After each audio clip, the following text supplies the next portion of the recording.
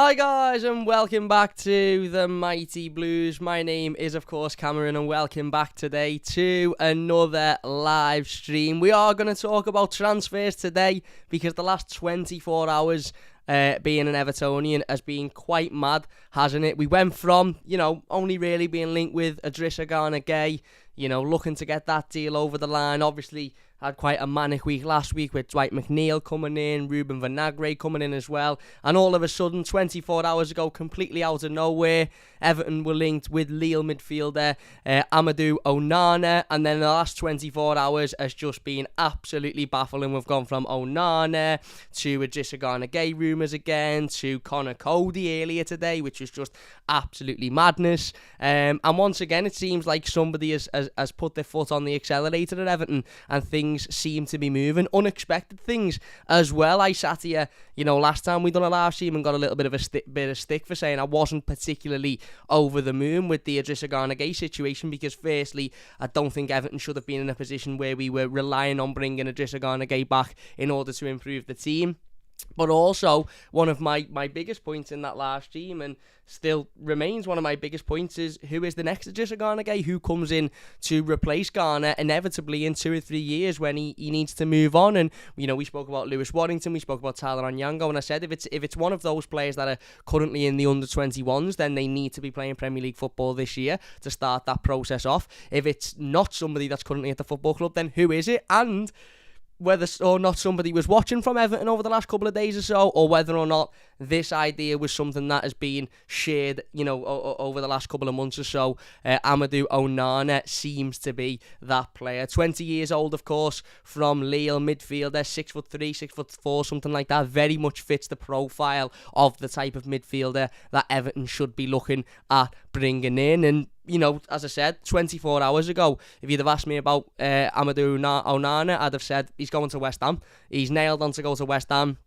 They've got a deal agreed for him. I don't even know why we're having this conversation. And then out of absolutely nowhere, last night at 11:05, Fabrizio Romano comes out with a tweet saying West Ham have full agreement with Lille for Amadou Onana on £33 million fee, but there's no agreement on personal terms. Being told Onana prefers Everton as destination. As of now, that is why West Ham deal is stalling. And I remember reading this and just thinking, what's going on here? Firstly, why does Amadou Onana want to play for Everton over West Ham? Secondly, is this just him turning around randomly and saying, I know, I want to actually go and play for Everton? Or have Everton tabled some form of bid? Has there been some form of discussion? Has it been a sort of competition between both clubs and the players decided that he'd rather play for us over them?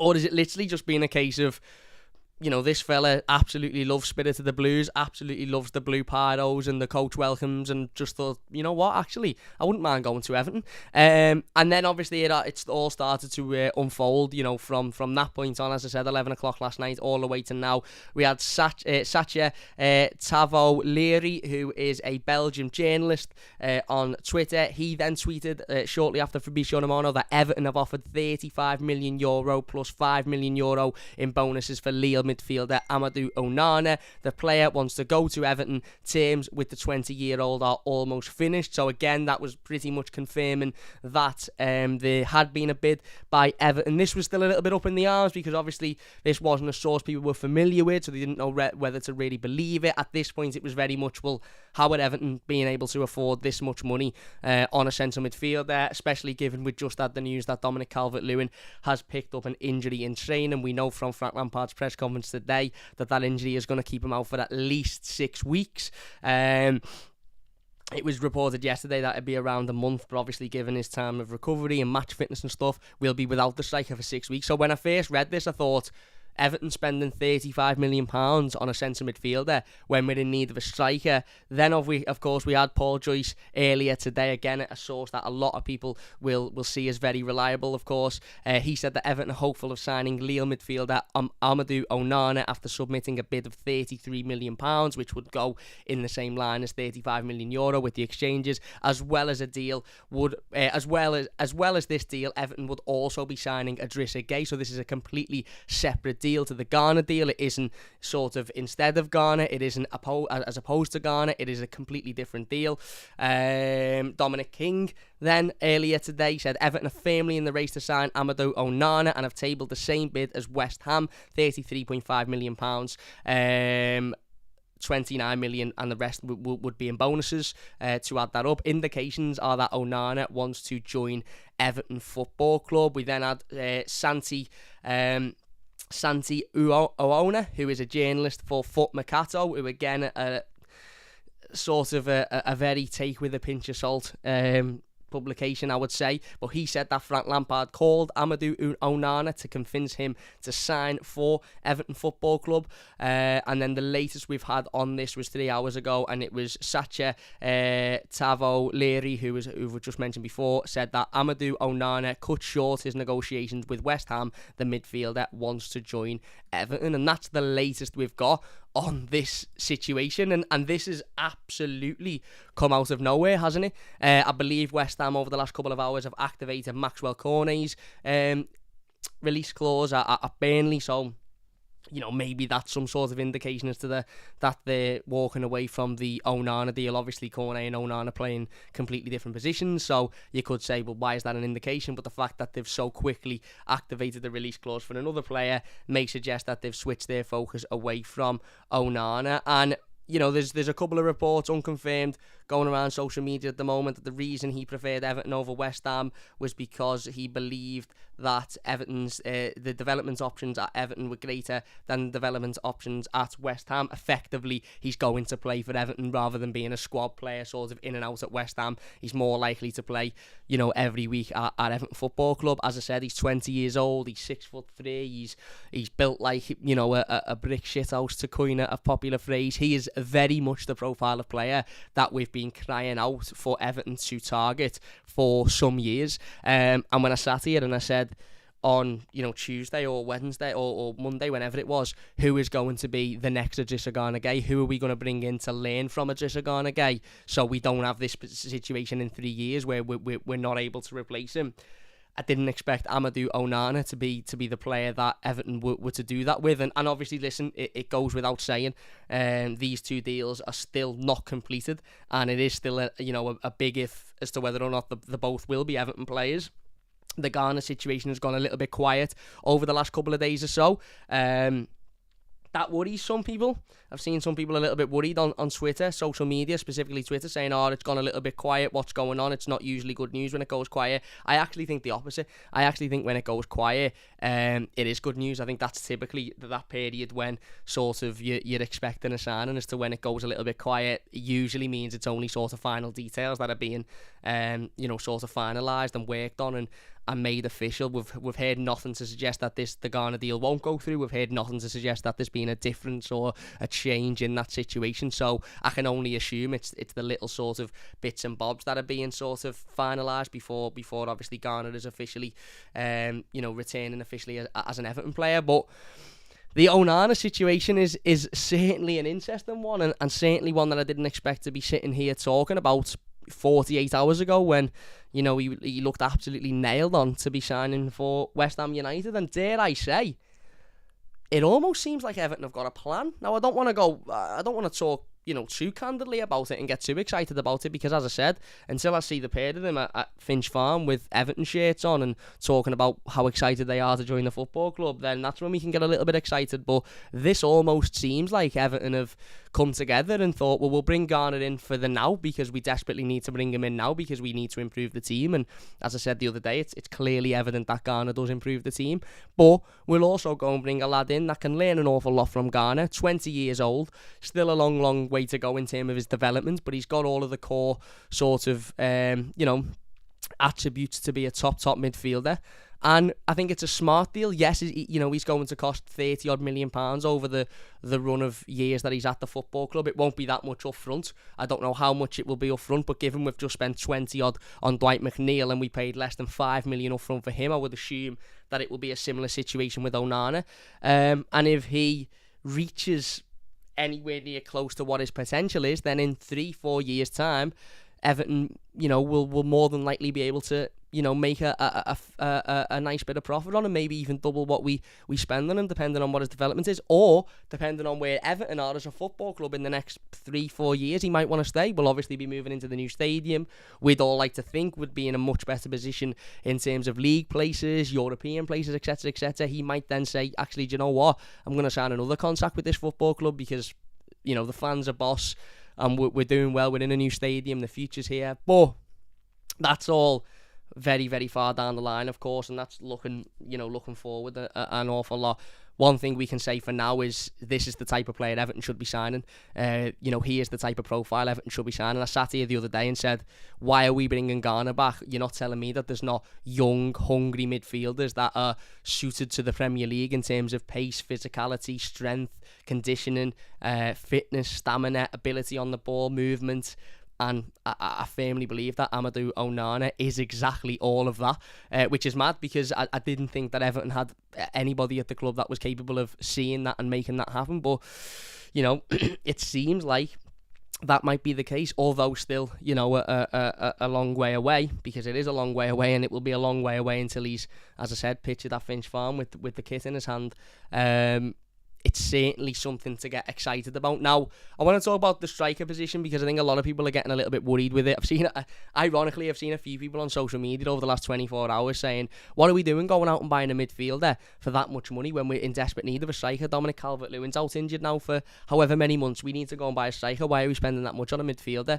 Which is funny, really, because I think we've all sat here for the last years really, but specifically the last 3-4 weeks, and spoke about how desperate we are in need of that type of midfielder, a midfielder who fits the profile that Amadou Onana does, and now that we're being heavily linked with agreeing a deal for him and him wanting to come and play for Everton, which is a big catch as well, a really, really big catch. This is something that settled well with me with James Tarkowski. I remember reading an interview, I think it was at The Athletic, or an article in The Athletic, which said that there were a number of teams that were interested in James Tarkowski, Aston Villa being one of them. I think Barcelona even had a look at him at some point, but he wanted to come to Everton, which was a sort of big selling point for me in terms of being happy with the signing. Not only is he a top defender and improves us, but he wants to be here, and this is the same with Onana. And whether the reasons are because he's going to be paid more money at Everton or because he's going to have more of an opportunity at Everton, whatever the reason for that is, he wants to come and play for Everton, which I think is a big selling point. But it's funny because if you'd have said to any of us, I think a week ago, before Dominic Calvert-Lewin picked up his injury, Everton are going to sign Amadou Onana and Gana Gueye for 30-odd million quid, sort the midfield out, we'd all be absolutely over the moon. I think we'd have all gone straight to bar and got a round of Jaeger bombs in. But because this news has, coincidentally come out at the same time as the news that Dominic Calvert-Lewin has picked up an injury, it's almost like, well, why are we spending that much money on a midfielder when we need to go out and buy a striker? Now,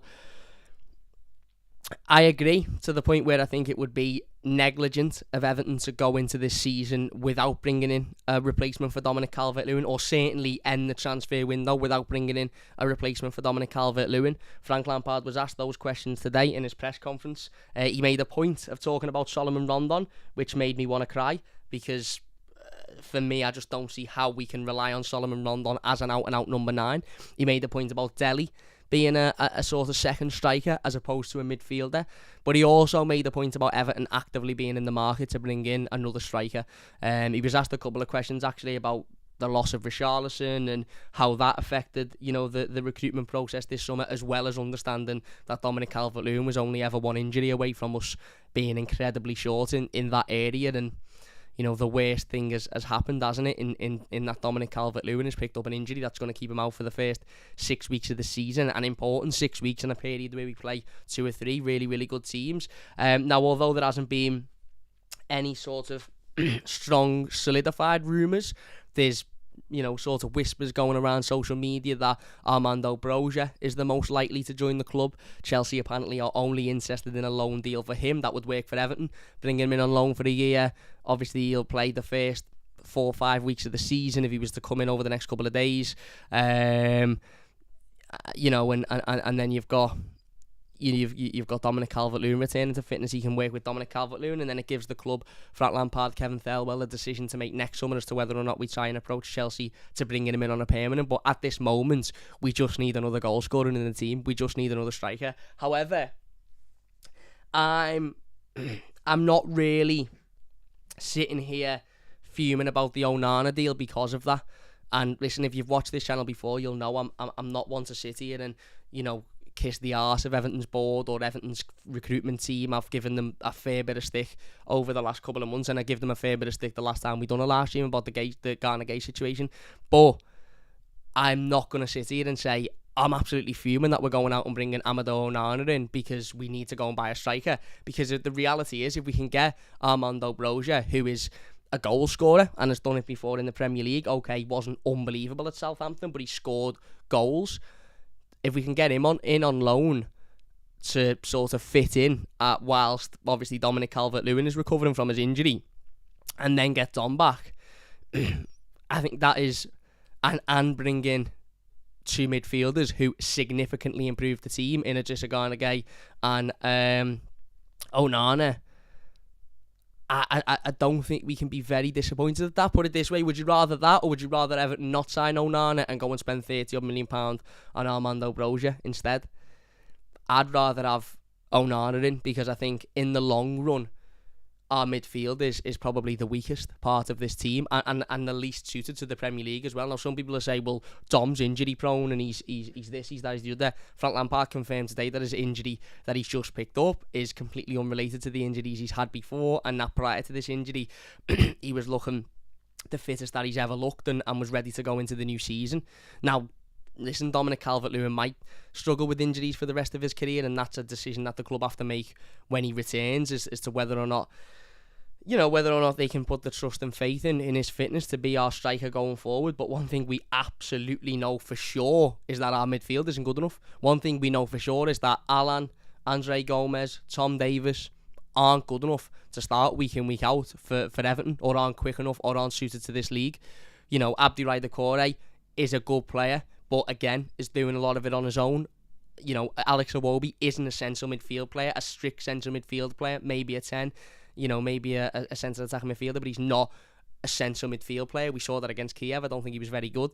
Dele, the same with Dele. And okay, you've got other players that can fit in there, Dwight McNeil, etc., but they're not suited to that role. So bringing in Gana Gueye, who clearly is suited to that role, as we've seen before, and then an understudy to Gana Gueye, who will be able to learn a ridiculous amount from a player who has been at the top of his game for the last 6-7 years, I actually, dare I say, think is smart business by Everton.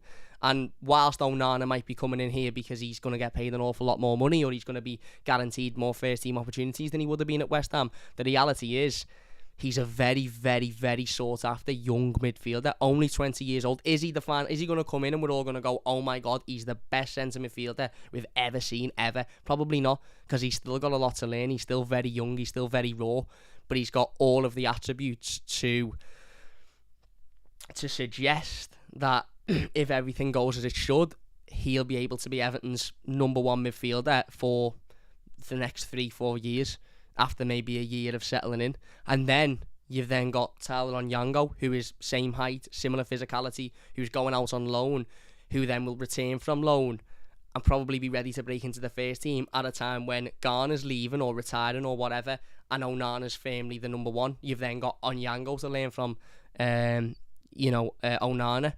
So this is exciting. As I said, I'm not getting too excited because I've seen Everton nailed on signing however many players. I remember last year reading a Fabrizio Romano tweet saying Luis Diaz to Everton is effectively done. Agreements there, just waiting on a James decision. He's already agreed personal terms. He wants to go to Everton as a priority. 6 months later, he's scoring goals for Liverpool and tearing us apart in a Merseyside derby. So I do sort of I stomach my excitement with these situations, because I've seen a number of players that were nailed on to sign for Everton, were on the way to Finch Farm and turned their phones off and drove the other way on the motorway. We're at Finch Farm about to sign the deal and then got a phone call and never ever signed for us, and as I said, had an agreement in place and wanted to come to Everton, and then something else come up and they changed their mind. So until Amadou Onana is at Finch Farm holding the shirt up, talking about how much he can't wait to play under Frank Lampard, that's when I'll fully get excited and believe it. The Gueye situation, I think, is a little bit different. I think that's much further down the line. And I've got no reason to believe that isn't anything other than just waiting for it to be announced. But if we can get both of those deals over the line, we're a significantly better footballing team. It's as simple as that. And you then look at Everton's summer and go, well, if we got Onana and Gueye in, and then went and got Brozian on loan, we've all of a sudden got Dwight McNeil, who's a 21, 22-year-old midfielder with a lot of Premier League experience, but also a lot of room to improve, and clearly got raw talent, as we seen last Friday. You've got Onana, who's a midfielder, 20, big, physical, 6 foot, all of the right attributes, room to improve, but a good age. You've got Gueye, who comes in and instantly improves us because of his that age and his experience. You've brought in Tarkowski, who comes in and instantly improves us for the same reasons. He's a leader. He's a really solid centre-half. You've got Brozier, who comes in and is a goal scorer and ultimately is a massive, massive, massive upgrade on what Rondon is. So, all of a sudden, a summer that was looking bleak 2 weeks ago looks a lot more positive, doesn't it? But, as I said, these deals aren't done, and they won't be done until both players or all three players are at Finch Farm holding the Everton shirt up, and that's when we can sit here and get really, really, really excited about it. But for now, I am stomaching it because we're Everton Football Club, and I've seen these situations time and time again at Everton, and I've seen them amount to absolutely nothing.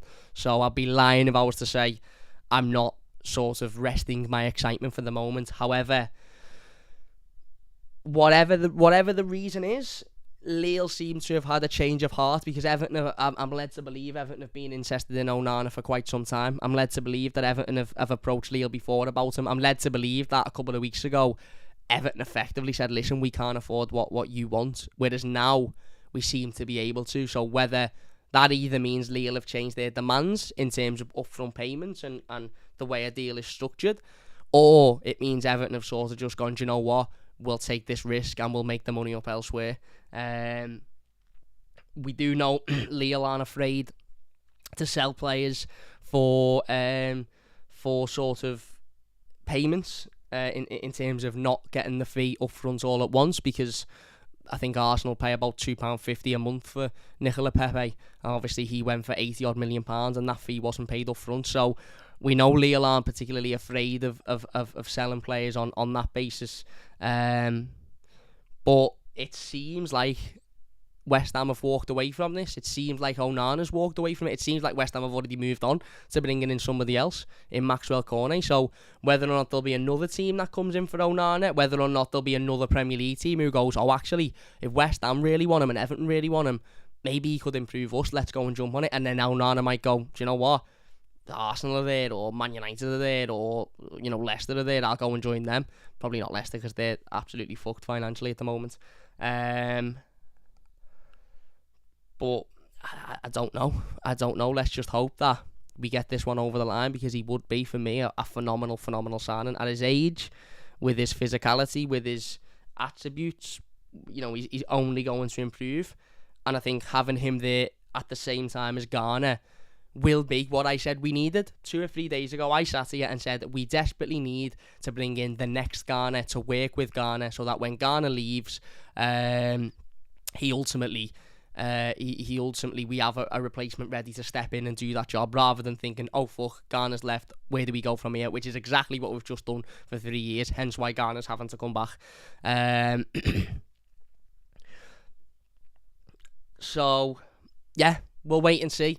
As I said, at the moment, it currently stands as that, apparently, according to Sacha Tavaleri, who was one of the journalists that first broke this news, Amadou Onana cut short. There's negotiations with West Ham, and the midfielder wants to join Everton. We also heard from Santi Oona, who said Frank Lampard called Onana to convince him to sign for Everton. Fabrizio Romano, of course, said yesterday that Everton are wanting to hijack the deal, and the player actually prefers to move to Everton. Dominic King says Everton have tabled the same bid as West Ham. So for Lille, it's a no-brainer for Lille. They've got the same bid. So ultimately, I assume the way this would work was that they would accept both bids. Upon doing that, it would be the player's decision as to where he went. It's not like West Ham have bid more and Lille have got more of an inkling to accept that bid. They're getting the same amount of money. So, yeah, again, I believe he is a player that Everton have watched a number of times, which is a positive. And I think he's the right type of profile to learn from Gana Gueye and ultimately be able to take up that role in the coming years. And if we can get this one over the line, I'll be very, very, very impressed. And I'll give the recruitment team credit where it's due. This will be the type of move that Everton should be doing and should be looking at doing.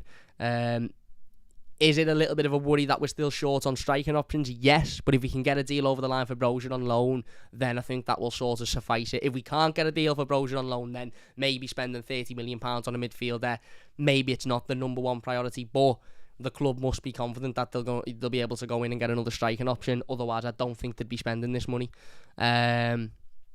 So, listen, it's interesting. It's absolutely interesting. A whole midfielder who is 6'3", physical, athletic, can beat people to the ball, quick, can move the ball well, decent passing, always in the game, 20 years old, being linked with a move to Everton. This is just madness, innit? Not Aaron Ramsey, not Sami Khedira, not Adrien Rabiot. A good, young, up-and-coming midfielder with all of the attributes needed to be a success in the Premier League, and Everton are being linked with them. Fucking hell. Am I in a dream or something? Somebody wake me up from this dream. What I have actually done over the last couple of days, and I'm going to speak about it because basically, if you see me twiddling and moving about, I actually twisted / probably not fractured, more so twisted and sprained my ankle yesterday playing football. So if you're thinking, why is he moving about all of a sudden and why does he squint every now and then in pain, it's because my ankle is in a relative amount of pain. So I apologise if every now and then I make a funny face and you think, what's he doing? 6'5", there you go. 6'5", what did I say? 6'2", 6'3", 6'5", even bigger than expected. So yeah, this is exciting, but if I was to suggest anything, it's that we all know there's 175 people watching this live stream. If you could get the likes up, by the way, that would be absolutely unbelievable. If we could get to 100, that would be amazing. Also, we're like 50 subscribers away from 7,000. So if you're watching and you haven't subscribed, please do so. It only takes a second, and it would mean a massive, massive, massive amount to me. It really, really would. But as I said, there's 170 odd people watching in here, and we're all Evertonians, and we all know that there's been time and time again over the years where Everton have been linked with players, or Everton have been close to signing players, close to getting deals done, and they've never amounted to nothing because it's fallen through, or this has happened, or that's happened, or the other's happened. So, yeah, get excited. By all means, be happy, be made up, be looking forward to it, but I'm just trying to keep a level of sort of, okay, we'll see how this goes, and then when I officially see Amadou Onana and Gana Gueye at Finch Farm, best believe I'll be down to the Black Horse with a pint of San Miguel and a Jaeger bomb to celebrate. But until then, I'm keeping it relatively under wraps. Gary says subscribe. Cheers, Gary. Trevor says come on you Blues is right. 6'5" says Will. Ollie says like a COD zombie. That had me in stitches. I was, mate. You should have seen me yesterday. If anyone's played Call of Duty Zombies over the years, and I'm sure most people will have, there was these things in Call of Duty Zombies called crawlers, and it used to happen when the legs of the zombies used to come off. I don't know what words I can say on YouTube without getting demonetized. And basically I look like one of them climbing up to run a bath yesterday because I couldn't walk on my legs. Hasbula says just waiting for Everton to Everton this deal. Well, let's hope we don't. Let's hope that there's no and I think what Everton have got to do now is get this done and dusted before somebody else gains a sort of knowledge of it. Because that's ultimately where West Ham have gone wrong. West Ham have hummed and hard, or they've sort of maybe hesitated a little bit on this, and then Everton have gone, actually, do you know what? We've been interested in him. We'll table a bit. What Everton need to do now is go, right, the player wants to join. He's happy with the terms. He's happy with what we've offered. Lille are happy with the bid. Let's just get this done now. Get him in for the medical as soon as possible and get them papers signed before another club, more likely Premier League club, actually go, do you know what? that's not a bad sign, and that will get involved in a bit of that. You also forgot. You forgot we also got Gana Gueye, who looked decent. Yeah, absolutely. If we get Onana, I reckon for his first year, he will get a lot of bookings, lol. Probably. Nicholas says Onana will be a good player for us if he comes. He would. Just want to see him in the shirt, says Gary. Me too, my mate. Feel better, lad, says Junior. I'll try, mate. Junior also says he's 6'5". He looks odd. He's so big. Looks like Yeri in midfield. Well, what a spine of a team that would be, by the way, if we could get Dominic Calvert-Lewin when he's back to fitness as the striker, 6'3", 6'4", whatever Dom is. Onana in the midfield, 6'5", next to Gana Gueye, and Tarkowski and Yeri Mina, both 6'+ in the defence. Big spine, dominant, physical, absolutely, and says the correct type of profile for the Premier League. I've said it for a long time. If anyone's been around the channel for more than a couple of months, I said it midway through last season. Why are we being linked with old style, English style footballers in your Harry Winkses and your Aaron Ramseys and players that are just simply haven't got the pace or physicality to keep up with the Premier League? The Premier League has moved on that much over the last 10-15 years that these really acute footballers who are dead good with the ball at their feet, you've got to be world class at doing that to be able to be a success in the Premier League, like a Christian Eriksen level. Otherwise, you need to be physical, you need to be big, you need to be quick, you need to be able to move with the ball, you need to be strong, you need to be, as I said, have a lot of stamina. Those types of players that have got none of that but are decent on the ball don't tend to succeed in the Premier League. Andre Gomes is a good footballer with the ball at his feet, but he's not a success in the Premier League because he hasn't got all of those other attributes I've just mentioned, and he's not as good as somebody like an Eriksen or David Silva, who were a complete world class level. You've got to be that world class level to be that profile of player and succeed. Otherwise, you've got to be, as I said, big, physical, strong, stamina, pace. And that's exactly what Amadou Onana is. And he's also a good footballer as well. He's not just all of that and not a good footballer. He's a good footballer. So I firmly do believe he'll be a success. And as I said, he'll be learning from Gana Gueye, who, on his day at one time was arguably the best in that position in Wales football. Certainly one of the best in Wales football in that position. Paul says, just read West Ham and now hopefully off beating us to Onana. Where have you read that, my mate? I haven't seen that anywhere. Where's that being read? I'm currently on social media and I haven't seen any of that. So yeah, I read earlier on that West Ham have walked away from the Onana deal, and I've just read that they've triggered Maxwell Cornet's release clause, which is interesting. As I said, if you are enjoying the stream, please do hit that like button. It does only take a second, means a massive amount to me. If you're new, don't forget to subscribe as well. That would be absolutely unbelievable. Semi says hello, Cam, what's happening? And says, hey up, Cam, what's happening, my mate? Where the fuck is this money coming from? Star Wars shorts. Just the way we're structuring deals. I mean, it's easy to look at Everton spending this summer and go, well, you spent £20 million on Dwight McNeil, but we didn't, because he cost less than $5 million, I believe, up front. So we've technically only spent 4 point something million on Dwight McNeil now. So if we're structuring the Onana deal in a similar way, it's not a lot of money going out. It will be over time, of course, but that's the club then putting that sort of, I suppose, hope on that we'll make that money back by finishing in a better position next season, or maybe by selling a couple of the fringe players that will make some money on you. Gomez's, maybe Alan, maybe a Michael Keane, if we were to bring in another centre-back, which we'll talk about in a second. Up the top, he says, Jason. Ollie says, we're only going to be paying a down payment and the rest will be over instalments. And Anders says, DCL injury is really Everton, that personified. Hope all is well, Cam. I'm not too bad, mate. Hope you're doing well. It is, isn't it? It's typical of our luck. Our striker, our focal point, our only goal scorer in the team has picked up an injury that's going to keep him out for 6 weeks, a week before the season starts, which is just typical. Onana is a bully in midfield. Oh, we do get him. Still need a striker, says Charles. Semi says, gutted for DCL. Expected him to get a great start on the new season. Yeah, it is absolutely gutting. I went to watch a Lille game last year. Onana is fucking massive, says Lewis. That's good. That's a good, positive thing, isn't it? There has been more Michy Batshuayi incest, Eugene. Onana for me would be a dream come true, says Harold. Problem with Onana is money. He wants stupid money. Well, it doesn't seem to be a problem because Everton seem to have offered him that money. And he's clearly happy with the terms.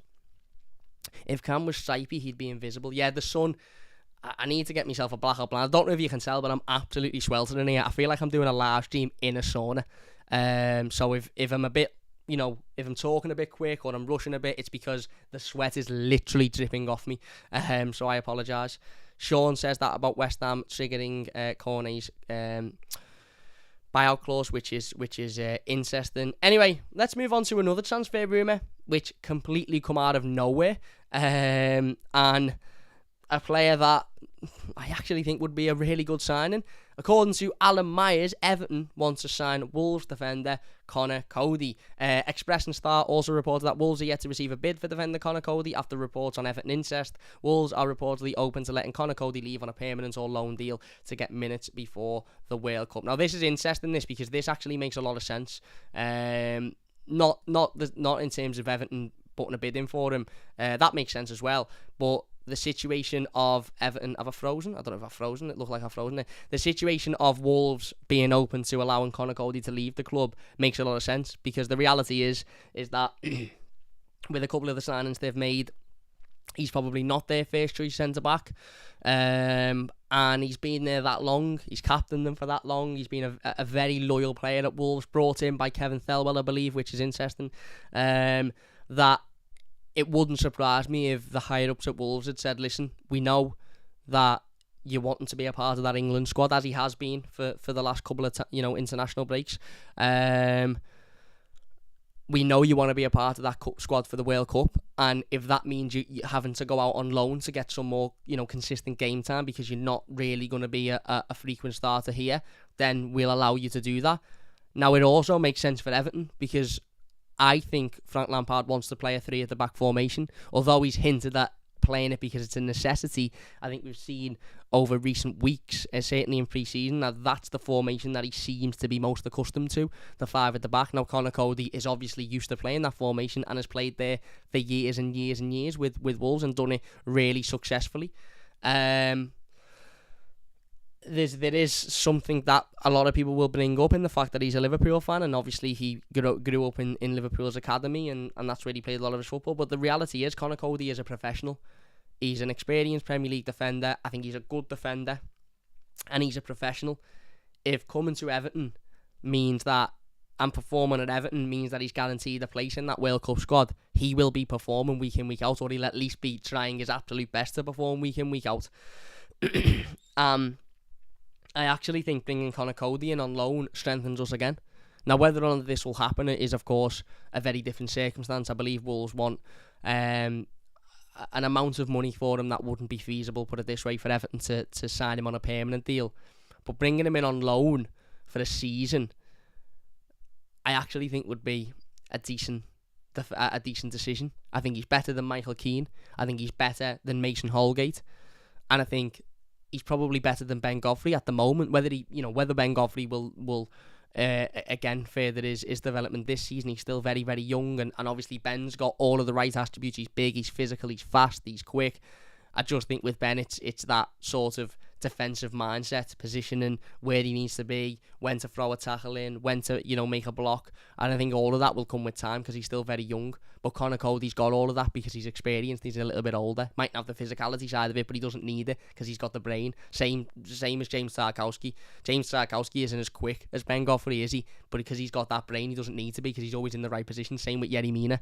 And I think having a core defensive 4 of Yerry Mina, James Tarkowski, Gana Gueye and Ben Godfrey, again, further improves us, to add to potentially having Amadou Onana, Gana Gueye in front of them with Abdoulaye Doucouré as a sort of a backup or a third midfielder. All of a sudden, we've gone from defenders that aren't very good at defending and midfielders that aren't suited to the Premier League to a much stronger, more suited squad to the league in which we play in, which is important because we very nearly weren't playing in this league.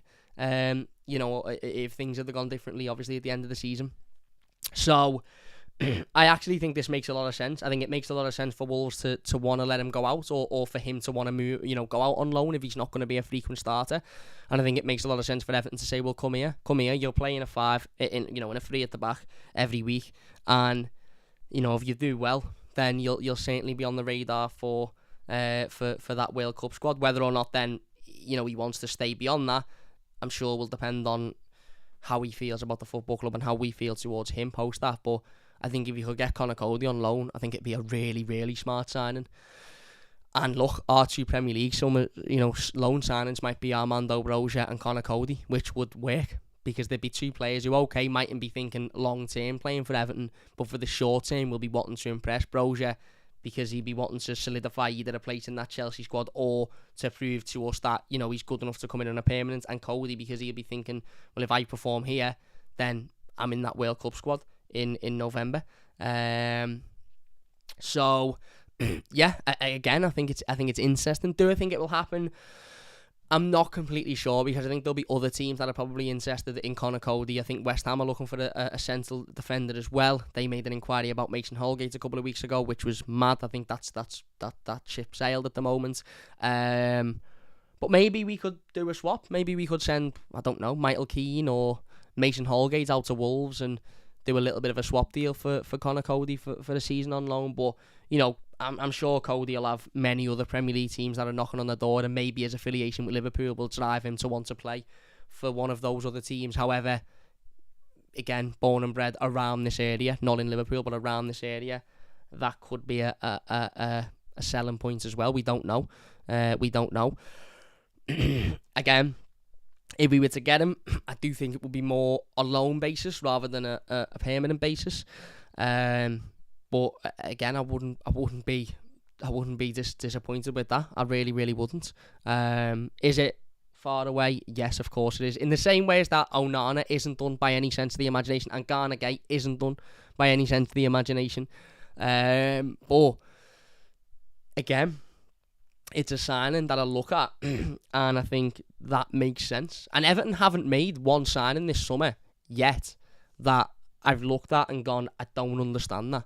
I really, really don't understand it. And whilst Onana and Gana haven't signed officially, I understand the Gana deal. I just wanted Everton to go out and actively bring in a replacement for Gana with Gana so they can learn off them. Seems like we might be doing that with Onana. You all know my feelings about the Dwight McNeil deal. I think it's a really, really smart, really, really good deal for the club. I think the Vinagre deal's good. He's coming in on loan. He provides backup. He's clearly got some talent. We saw that on show last week. The Tarkowski deal's a fantastic deal. Gana Gueye on loan would be a brilliant deal. Now it's just about that big, well, who are we signing up front? Because we desperately need a striker, and the Broja situation is very, very much still in the interest days rather than actually any form of agreement or any form of plan. It's just that Everton have got an interest in Armando Broja. Whether or not that will, accumulate into something, we'll wait and see. But again, the Gana Gueye deal screams smart, well worked plan. Dare I say that word that isn't usually used in the same sentence as Everton Football Club, plan. This seems like a plan. Obviously, it's only rumours, it's only reports at the moment, and we're still a long way away from Gana Gueye being pictured at Finch Farm, but I'm not tearing my hair out over this. I actually think it would be a relatively good deal. I actually think it would be a smart bit of business if we were to get it over the line. One deal I'm not too sure on is another player Everton have been linked with a couple of times over the last couple of days. Sacha Tavaleri, who of course was the reporter who was reporting on the Onana situation. He tweeted about an hour or so ago, and my chair's fallen to bits here, by the way. I've got a leather chair, and I don't know whether it's the heat or the sun, but I've got leather all over my hands. It's obviously not a very good quality chair. But he tweeted, Everton interested in Chelsea forward Michy Batshuayi. Chelsea want a permanent transfer. Batshuayi likes the idea of a one-year contract extension at Chelsea and a loan to Everton. I'm sure he does like the idea of a one-year contract at Chelsea and a loan to Everton. Whether Chelsea like the idea of a one-year contract extension is, of course, a very, very different situation. We have had a bit of stuff over Michy Batshuayi over the last sort of couple of days or so. It was reported, bear with me 2 seconds, it was reported a few days ago by Mark Douglas that Everton have no interest in Michy Batshuayi, which is interesting. But he's been a player that has constantly sort of crept up on the Everton sort of the list of Everton transfer targets when it comes to centre forwards. Armando Broja, of course, on that list as well. But Michy Batshuayi has been one that has cropped up a couple of times now. I'm not really a massive fan of this rumour, to be honest with you, because I'm not really a massive fan of Michy Batshuayi. I think he's had his chance in the Premier League, not necessarily at Chelsea, but certainly at Crystal Palace. He's had his chance there, and ultimately he wasn't a success. He didn't do enough, in my opinion. He can score goals. He's capable of scoring goals, but he's not done it on a consistent enough basis for me to be relatively excited about this situation. I would much rather us bring Brozier in on loan for the season and see what he can do and see what he can bring. Obviously, he's younger. I think he's got more of a potential to be a success in this league. But this very much might just be Michy Batshuayi's agent throwing his name in the hat because he's not going to get an opportunity at Chelsea. He wants to move. They know Everton are desperately in need of a striker. At one point a couple of years ago, he was the sought-after striker in the league. It makes sense for this rumour to be made. Whether or not there's anything other than just an incest is it remains to be seen. And I'm sure Everton are interested in every single available striker in the Premier League now because of how desperate we are to bring one in. But for me, I'm not massive. I'm not massive on the Michy Batshuayi rumours. I'd much rather us go in for Armando Brozier, if I'm being perfectly honest with you. Hopefully news is today, says Jack the Lad. He also says, here we go, should have some news now. I don't know whether you're referring to the only news I've got is what we've already seen. Any news on Gueye, says Stephen? No, and as I said earlier, and I'll repeat myself in case people didn't listen. By the way, if you are enjoying, could we hit the like button? There's 185 people watching here, 56 likes. If you could get the likes to anywhere near 100, that would be amazing. If you are new to the channel as well, please do subscribe. We're aiming to hit that 7,000 subscriber mark by, maybe even by the weekend for the game against Chelsea. That would be amazing. We're about 50 away, so if you haven't subscribed, please do so. The news on Gueye is that it seems to have gone quiet at the moment, but a lot of people get this sort of anxious feeling when things go quiet. Is that, that means it's done. That means it's over. That means that we're not signing him. I actually think it's the other way around. I actually think had this deal have fallen through, had it have been a case of we're not signing him now, it's fallen through, I think we'd have heard about it by the same journalists who reported that it was close to happening. They'd have reported, actually, something's gone wrong here, and now it's not happening. A little bit like, all of the reports about Onana and West Ham. There was a lot over the last 24 hours that's not going to happen now because Everton have come in with a more attractive deal for the player. I actually think the fact that we're not hearing much about it is Gana Gueye. In my opinion, I might be wrong.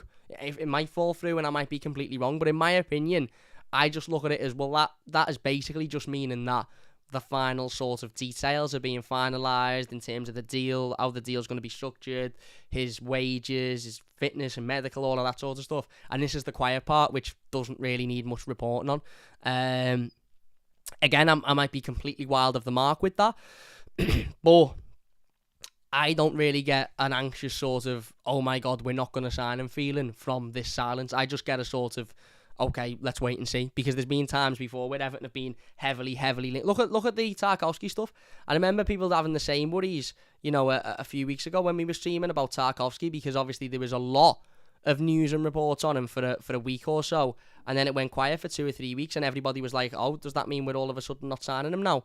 And I remember saying, I think the quiet is more a case of that it's just the final bits and bobs being sorted out. Obviously, we know the Tarkowski situation was, we were waiting for the 1st of July because Burnley decided to cry last season for something, so we were just keeping them sort of sweet until the 1st of July, and then obviously we signed James Tarkowski. So I remember there being a lot of people worried that had fallen through because we went a week or two without hearing anything at all, whereas it's a bit similar with this one, isn't it? Look, I'm not saying by any sense of the imagination Gana to Everton is a done deal. It isn't, in the same way as that Onana to Everton isn't a done deal. But I'm not particularly worried about the silence, if I'm being honest with you. Onana gives me hope, says Wanderlust. Me too. Jack the Lad says, just heard on Sky Sports that Everton are looking to sign Onana. We are. Martinez telling Everton about what to expect from Amadou, says Mike. Roberto Martinez. He's obviously a Belgium international, so that would make sense.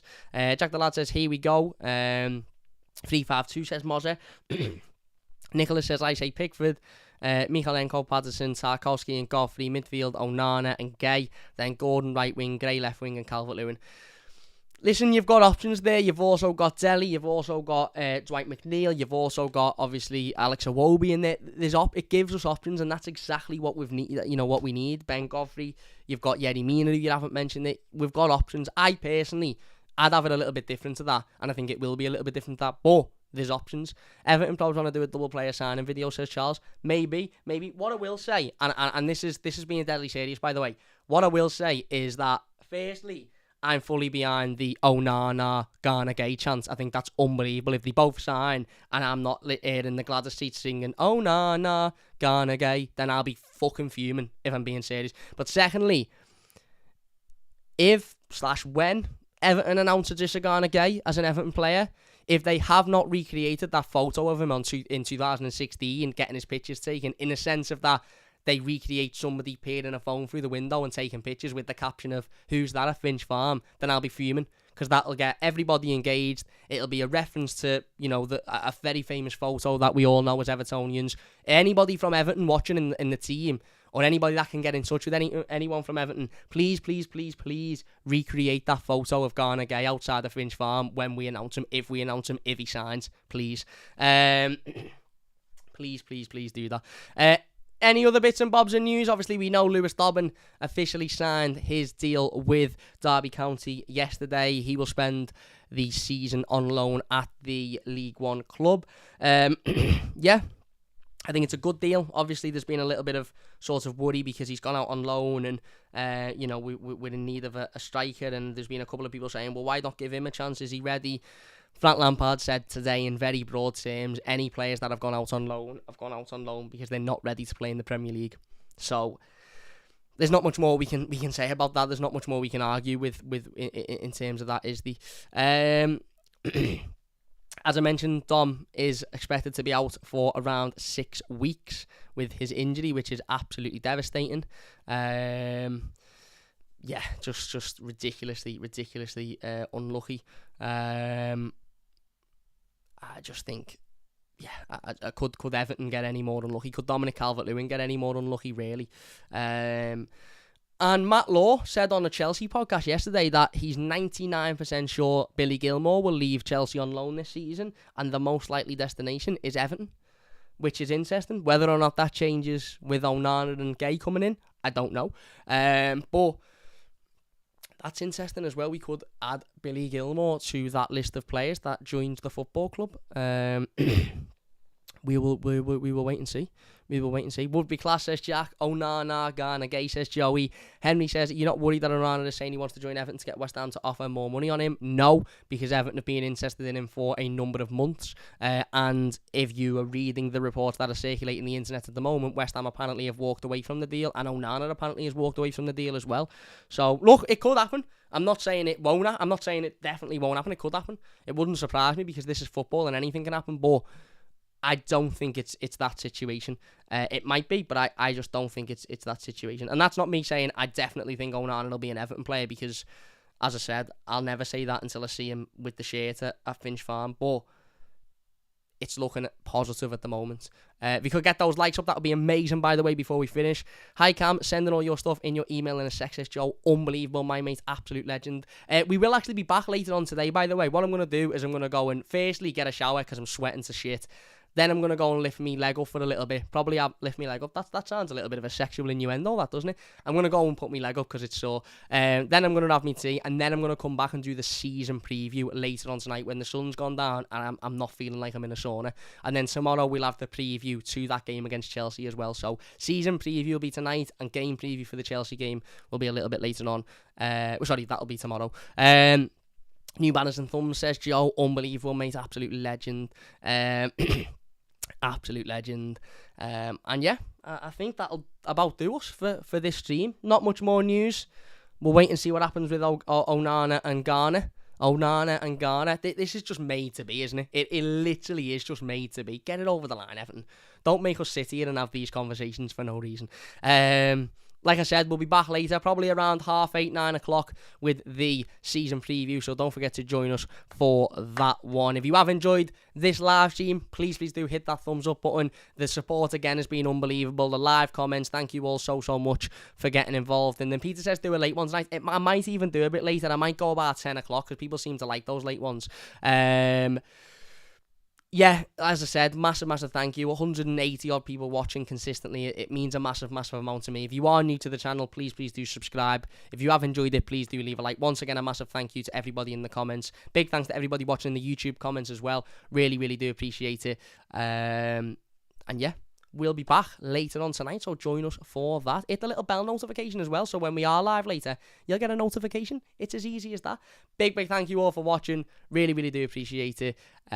See you about the Toffee, says Eugene. Nice one, Cam, says Louis. Cheers, mate. Late night, Cam, says Joe. Late night streams hit different, they do. Will says sound. Cam, see you later tonight, lads and ladies. Is right. Big thank you all for watching it. Leave a like if you have enjoyed it. Subscribe if you're new. Onana, Gana Gueye. I'm not getting too excited, but let's hope so. Big thanks for watching, and we'll see you later.